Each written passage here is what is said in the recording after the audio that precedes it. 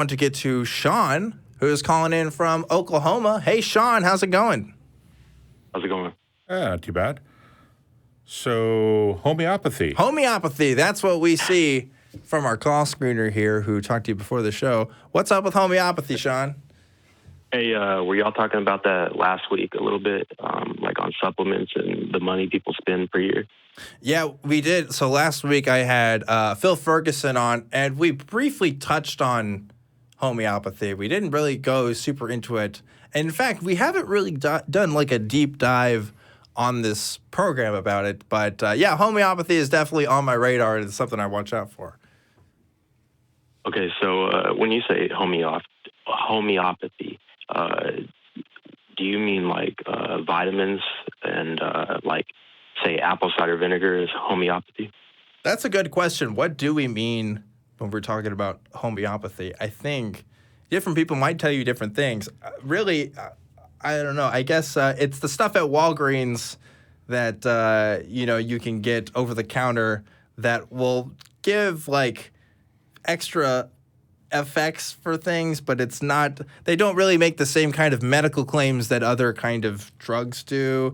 Like, I'm just talking off the cuff here. Yeah, but like it's more to me. It's more the stuff created by Samuel Hahnemann in the late 1700s, based on the idea that like cures like. So yes, if you have allergies, for instance, and you have watery eyes, then creating the correct concoction of red onions, which would also cause your eyes to water, would actually help your allergies, or at least stop your eyes from watering. yeah. And then the concentrations are so low that the odds of you having an active ingredient are about the same as finding an active ingredient of a molecule in approximately the volume of water of the Great Lakes. Yeah. So that's the homeopathy I'm familiar with. Apple cider vinegar just sounds like it isn't part of it. But what is your idea of homeopathy? Well, I've heard a lot of atheists in general say negative about just like, home cures or going with vitamins or supplements and say, well, I would rather a prescription. So when I'm saying homeopathy, I'm not thinking of like vitamins. I'm thinking of like quick cure-alls and stuff that you buy on like silver. I think they said some silver for coronavirus cures. yes. Oh, that's not homeopathy. That's crazy, not Pat Buchanan, Pat Robertson. Yeah, Pat Robertson and also Alex Jones. And actually, the New York Attorney General's office has told him to cease and desist or face severe legal consequences on selling that stuff. It's silver colloidal. What is it? I can't remember. It's something with silver in it that he claims will cure it all, and it won't. Yeah, so that's more. I think that's more alternative medicine than it is homeopathy. Like homeopathy is exactly what Jim is saying. It's the philosophy of like cures like, and also like things with ingredients that don't contain like active ingredients, like that could actually do anything. It's the stuff that doesn't do anything. That's what I think homeopathy has, right? It's like, and they can't make. We are. Yep. Mm-hmm. We are like we have like tons of vitamins in us, like that make our bodies function. So that's what I was kind of thinking. Y'all were saying because you said supplements and stuff that they sell in stores. So I guess I got a little bit. Well, yeah, supplements. And now, so I think some supplements could count as homeopathy, right? But well, it depends on the supplement. If you're talking about like a vitamin C supplement, that's not the same thing because there's actually an active ingredient in there that you're taking. Yeah, but I will say this though, they can kind of fall in the same category in the sense because most vitamin supplements don't really, like studies have shown they don't really help as much for stuff that people claim that they do. Like vitamin C is the one thing that is the big myth that everybody thinks, oh, if you take vitamin C, it's good for you because it prevents you from getting colds. But there's like no correlation there as far as right. And there's some issues with absorption rates and how the body absorbs vitamins. Yeah. Mm-hmm. And colloidal silver, by the way, that's with colds as well. Pardon? Zinc is said to be good for sickness as well. Yeah, there's the thing with health claims. for me, it's really hard to keep track of everything when it comes to health Yeah. stuff because there's so many. Everything does everything. You know what I mean? And that's kind of the key that you're looking at something that may or may not be as effective is when it cures everything. Yes. Like if it's a panacea for everything, then chances are it doesn't. Like the Jilly Juice stuff. Have you heard about the Jilly Juice? No. Thing? Oh God, I can't remember this girl's name, but this woman created this really disgusting juice called Jilly Juice and made all these claims that it can cure cancer. I think she said it could cure AIDS. I don't know if she actually said that, but I think that's the thing she said. But one thing in particular that she said was it can cure homosexuality, which for one is not a thing that How can do you be cured, do that really, without but changing one's genetics? I have no idea, but that was the thing. And she was like on Dr. Phil, and I think Dr. Phil was like, shame on you. Like, this is awful. Dr. Phil actually found a cure he didn't like? I guess. Oh, yeah. wow. Or maybe it was Dr. Oz. It was one. Yeah, maybe it was. I don't know. It has to be Dr. Oz, probably. I think Dr. Oz would be the one to talk about this stuff. Yeah. But Yeah. So, Drew, are you a proponent of homeopathy or? Am I? Yes. Oh, sorry. No. I just, I see, the whole vitamin deal. I'm for that, but that didn't seem like homeopathy to No. me. That's just a natural thing that's in your body that if you get depleted in, you need it to, stay. oh, for sure. Right. Active. Yeah.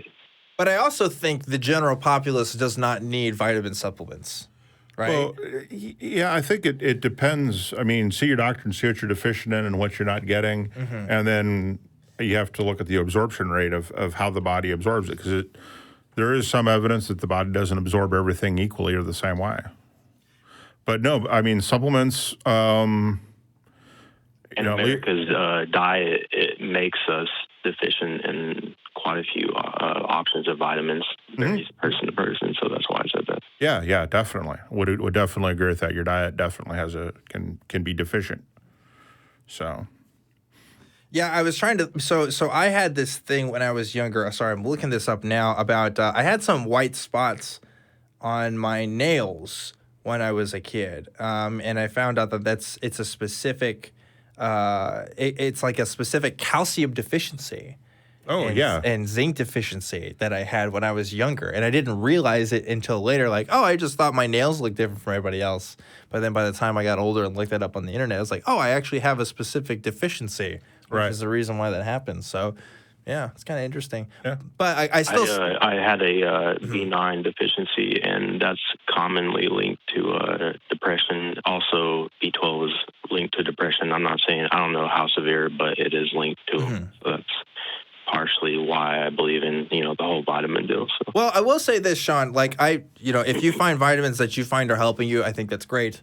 But in general, I do stand by the fact most people do not need vitamins. And I think they are very much overblown in terms of their benefits for people. Because like you said, absorption rates and stuff like that, it's not. It's just the studies that you can look at this stuff in general will say the effects, if anything, are negligible for most people. Right. In reality, they're just trying to sell you stuff to make money. Oh, absolutely. Yeah, fucking realistic. Absolutely. Yeah, and the pharmaceutical industry in general for that kind of stuff is really the worst. Right. Because as we were talking about homeopathy in particular, they will make claims that they can get away with that don't have to be proved by the FDA. Right. And is why they can be sold in stores and stuff. So. Yeah, and that's probably a key also. But yeah, supplements are, I mean, if you need them, you should take them. If you need vitamin C, you should probably find natural ways to do vitamin C.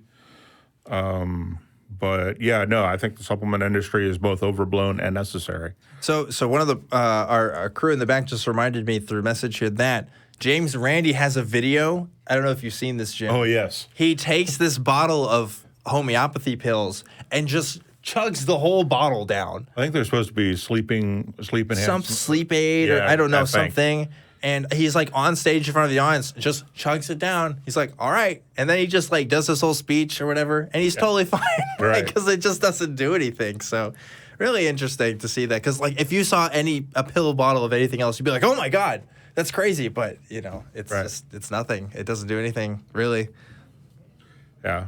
That's crazy. Hey, I appreciate y'all's input. I'm going to go ahead and go to bed now. Well, thanks, Sean. All right. I appreciate Thanks. you calling in. And thanks for talking to us about an interesting topic that we haven't talked nearly enough on this program. For sure. And the back room also mentioned that the sleep aid's made with caffeine. And actually, if you have sufficient attention deficit disorder, caffeine is a sleep aid. Don't ask me how I know this. What? Yeah. What? So with attention deficit disorder, as your brain winds down and you start to get tired, you lose even more of the impulse control that you normally, people with ADD don't normally have a great deal of impulse control. Sure. And as you get tired, you lose more and more of it.